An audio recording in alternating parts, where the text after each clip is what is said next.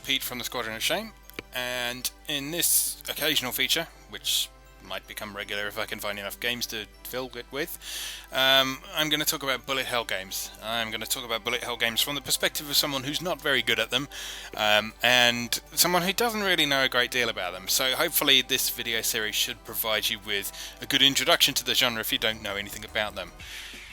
This particular game we're playing today is called Gundemonium Recollection. It's available on PSN and Steam. The Steam version certainly is not very expensive. You get 3 games for about £8, which is not a bad deal at all. This is the first game in the series. The other 2 add a couple of different elements. The direct sequel to this adds 2-player online co-op, among other things. And the 3rd game in the series is a vertical scroller rather than a horizontal scroller. Okay, let's jump in and take a look at what we've got. So here's the rather strange title screen featuring beautiful snow falling and some rather Christmassy music. It's not Christmas yet, but it's rather timely, judging by the fact it's December. So here we have a menu with a selection of options. I'm not going to go through all these because that's boring. Interesting things we do have in there. We have a game results section where you can check out your past performance. Either with every character or with specific characters and specific difficulty levels. As you can see, I haven't tried the harder ones yet because I'm a massive wuss. You can also check out online leaderboards as well, so you can see how inferior you are to the rest of the people in the universe, which is nice. There's also a replay mode, and we'll talk more about that later, and play orders, which are achievements. Alright, let's jump in. So starting the game, we have a choice of 2 different characters. We have Aerith, who is set in her performance. She has a pair of revolvers, a mana wheel that you can see there, and she has a massive 7-way minigun for her, quote, bomb function, as you can see there. Earl, meanwhile, is a customizable character. You get a bunch of preset versions in there, but you can also create your own version as well. Customize one of the presets with what kind of gun you want. So you can have a spread gun, a rapid fire dual pistol like that, a laser beam which cuts across the screen, or a high speed missile which explodes on impact, according to the screen there. So let's go for twin drill. I'm a fan of that. For the mana function, which I'll explain once we start playing, let's go for slow. I'll slow everything down on screen. And for bomb, let's go for dragoon, because I haven't tried that yet. Alright, there we go. Then we have a selection of difficulty levels: novice, revised, unlimited, demonic, or key configuration. Novice limits the dynamic difficulty level of the game to 2, so it won't get too difficult, but it's still pretty challenging. Revised allows the dynamic difficulty to go all the way up to 5. Unlimited doesn't have a limit, as you might expect, and demonic fixes it on level 11. Also known as touch the mind mode, apparently. I'm going to stick on novice because I'm rubbish, as you'll see. Let's go. And most bullet hell games have a particularly obnoxiously overwrought storyline, and this is no exception, of course. I don't know if you can read that from where you are, but it's pretty excessive and ultimately doesn't matter at all. So, here we go. Here is Earl, our magical girl, flying along, ready to shoot things, and here we go. As you can see, already the enemies are pretty bizarre. We have some scantily clad women astride various pieces of hardware, attempting to kill us. And you'll see within about 10 seconds we've already had our first boss fight. And another one. That's pretty par for the course in this game. We have a lot of boss fights, or named characters as it calls them. We also have a lot of little set pieces like this, with a maze full of bullets. And really, that's what bullet hell games are all about, is avoiding these patterns of bullets. Whoops. Avoiding these patterns of bullets and trying not to die. Now that might look absolutely impossible, but the thing with bullet hell games, which people who haven't played them might not realise, is the fact that whole character sprite is not a hitbox. The only part of your character that detects collisions is the tiny little red scarf that she's got on her chest. Between levels, you'll actually see a little heart appear there, just to highlight the fact that that's the part you need to avoid getting hit by. If you look up at the top of the screen, you can actually see a friction meter as well. Friction is describing how many times that your character sprite has hit a bullet without dying. So if you see, if I actually specifically move through those bullets that are on the screen there, the friction meter increases, and that gives me a bonus to my score at the end of the level.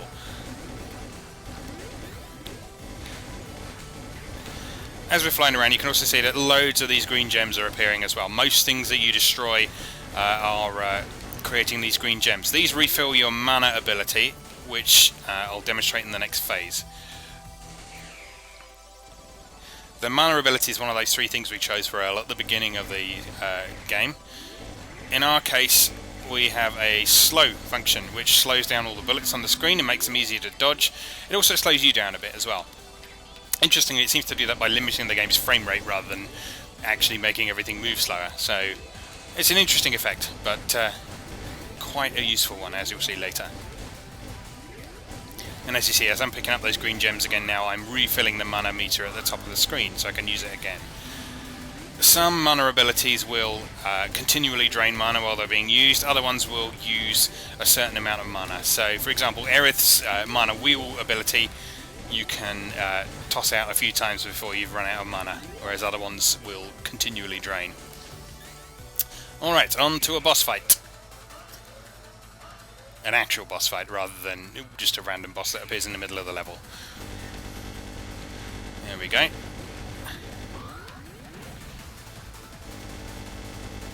And most of the end level bosses tend to have several phases, as you see here, and most of them tend to involve some sort of anime girl situation as well, as is pretty par for the course. There we go, that was pretty easy. See, who says these games are difficult? Plenty of bonuses there. I won't explain all of those because there's a lot of them to talk about. But in the case of the Steam version, certainly there's a fairly comprehensive manual that does explain what they're all about, so you can figure out how to get a better score out of there. Okay, more plot. Let's ignore that and move on to the next level. One thing you might have noticed as we go along is down at the bottom left we've got our bomb counter.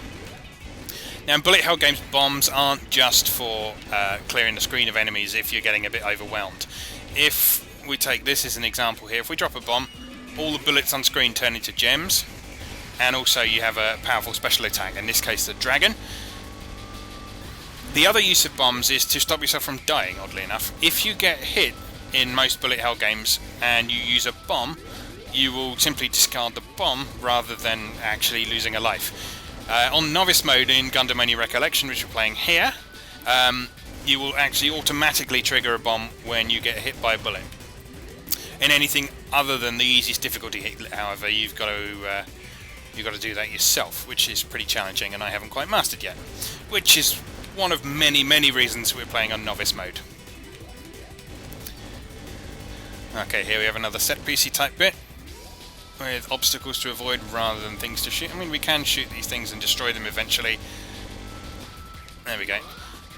But mostly it's about dodging things. And you'll also see again the tiny hitbox comes into play here as we avoid stuff.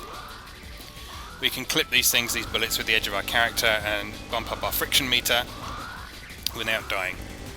Hopefully. There we go, looking good. And underneath, there we go. One interesting mechanic that Gundemonium Recollection has got that a lot of other ones don't seem to have is a time limit for each stage. So, depending on how quickly you destroy the waves of enemies, you might have more or less waves to deal with. You can see that blue bar up in the top right corner is our time limit.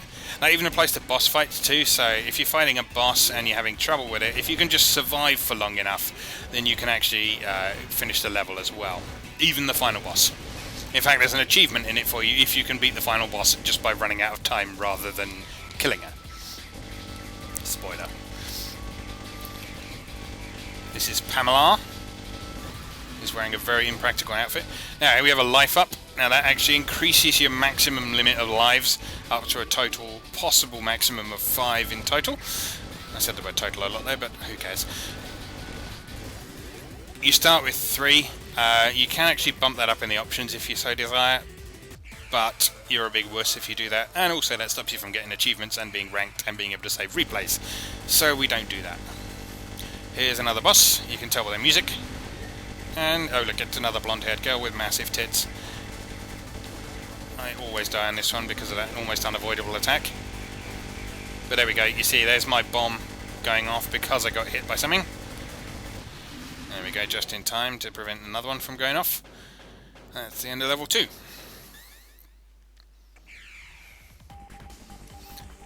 More plot exposition, which is completely unnecessary. There's several big challenges in bullet hell games depending on how good you are at them. The first big challenge is just being able to get through the game in the first place, whether that's using continues or not.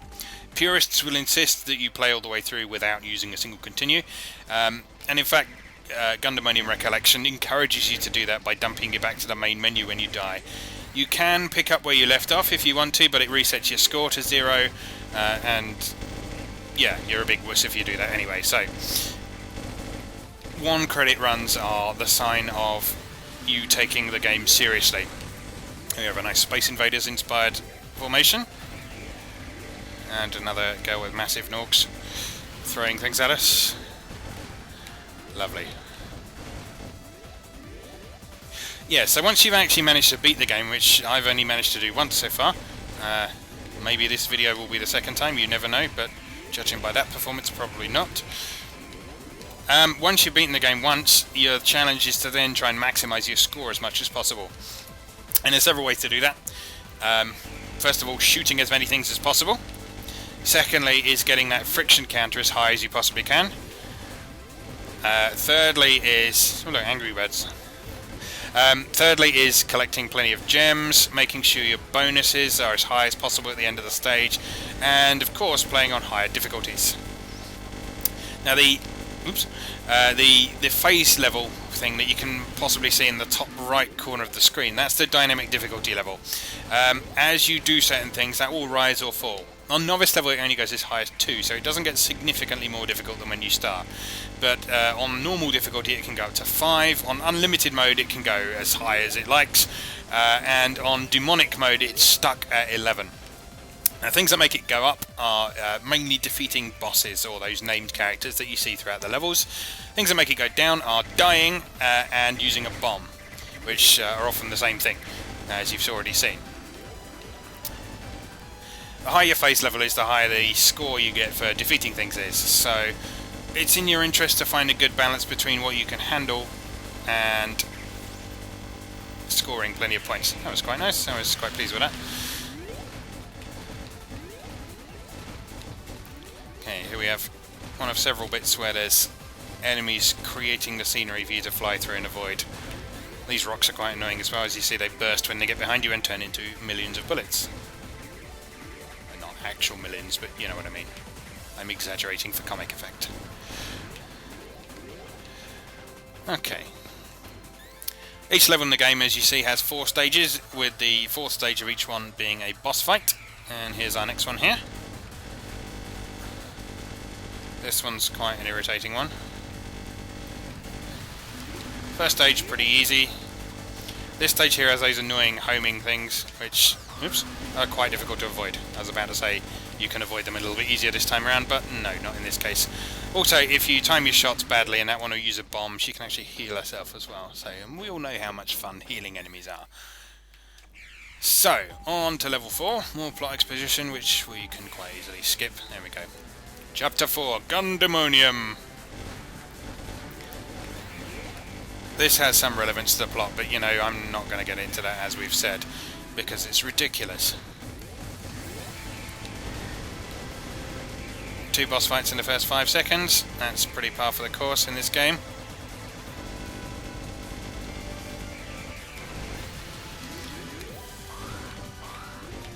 Another wave of enemies shooting lasers at me. And another scantily clad girl with bouncing breasts. Always good. Standing atop a pile of Angry Birds. Who says creativity is dead? Or are those exploding meteors? Not good. Interesting thing about these relentless waves of bullets is you find your eyes focusing on different things. For the majority of the time you'll probably focus ahead of you, looking at where you're shooting. But as soon as the screen starts getting filled with bullets, you have to pay much closer attention to where your character is rather than where all the enemies are. So you have to carefully navigate a path through those bullets. It's kind of like moving through a maze that is constantly shifting. If that sounds difficult, that's because it is.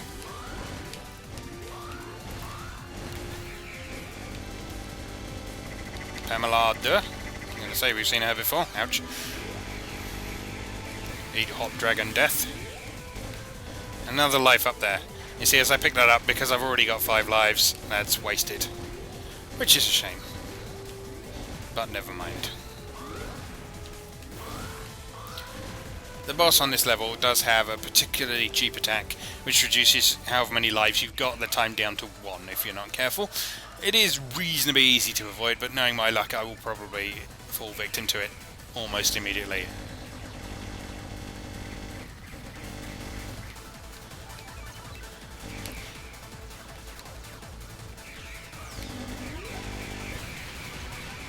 Alright, we're good. We are spared that particular indignity for today. Nicely done. Even a bomb for our troubles. There we go. You can see the heart in the middle of her chest there. That's our hitbox. That's the only part that you can be damaged by. A moment of relative peace here as we just flung various pieces of heavy machinery.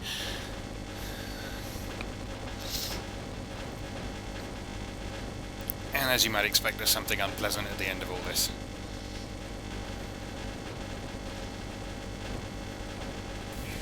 There we go.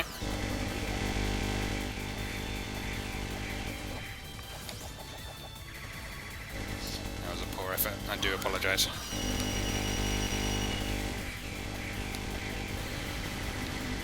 Again, we have another boss with multiple phases. This one's quite difficult because it has a barrier that actually protects against your shots. So as well as having to avoid all these bullets, you have to actually sort of find a way to get your bullets through that minuscule gap as well. But it's okay, I can handle it, as you can see.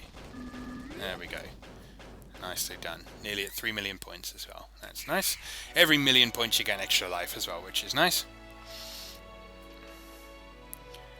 Big plot finale. Fuck that. Continue. Proxy of Original Sin. This is the final boss. So if you're worried about spoilers, stop now.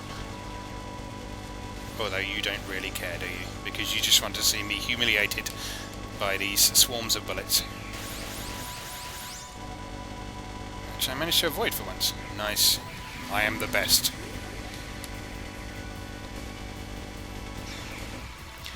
Now most bosses along the way have maybe 2 or 3 forms. This one has quite a lot, as you'll see.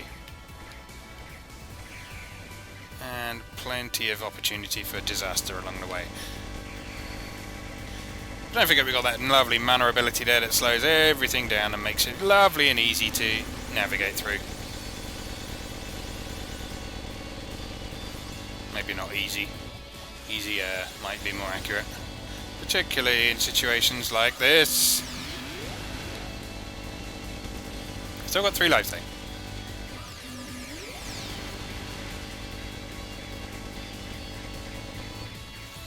Let's slow that down and sneak through there. I'm scared. Okay, right.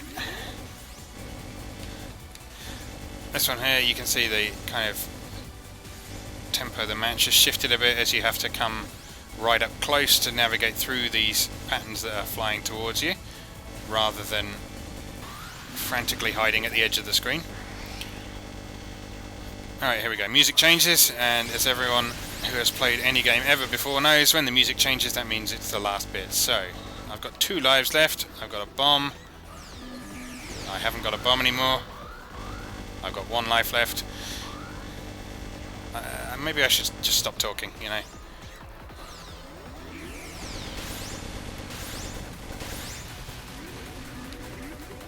And of course, just to be awkward, she splits into 4 forms here. Only one of which is the real one. She does then merge into 2, which is awfully generous of her.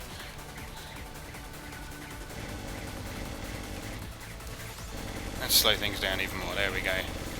Nice and easy. It's alright, it's under control, everything's fine. It's all good.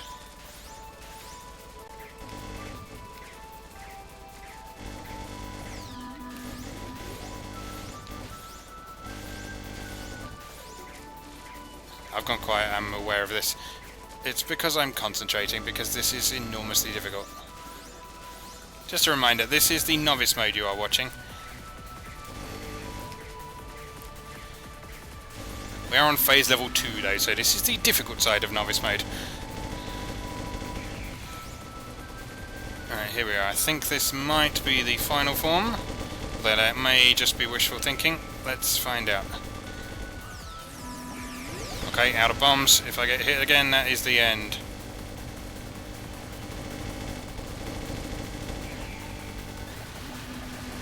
No, maybe that's not the final form. There's another one. Let's get a bomb. Bit of protection.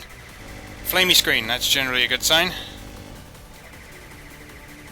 Means she's getting angry. Ouch.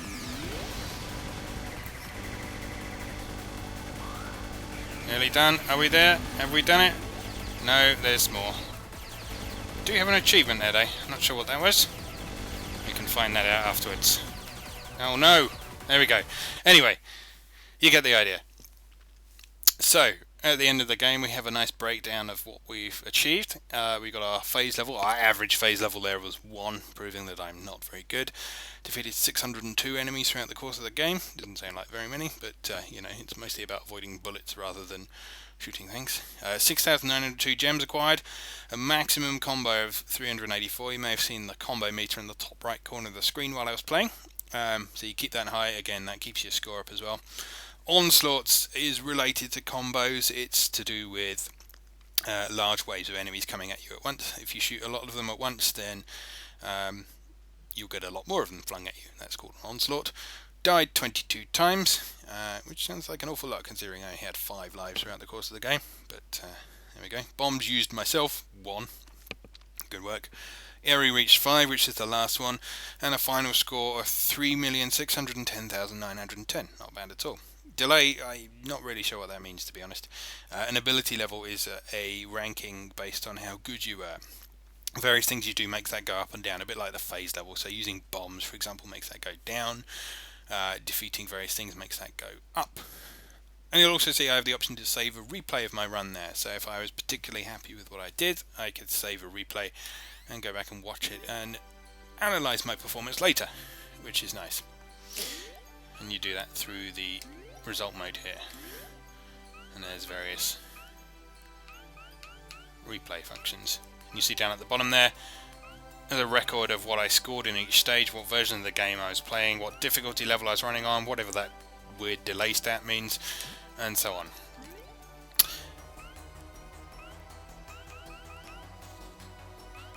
Still can't tell what that achievement I got was, but there we go. Anyway, that is Gundemonium Recollection. That is our bullet hell for today. If you'd like to check that out for yourself, you can find it on the PlayStation Store in a collection with its 2 sequels, or you can buy it individually as well. It's also available on Steam, which is the version we were playing here.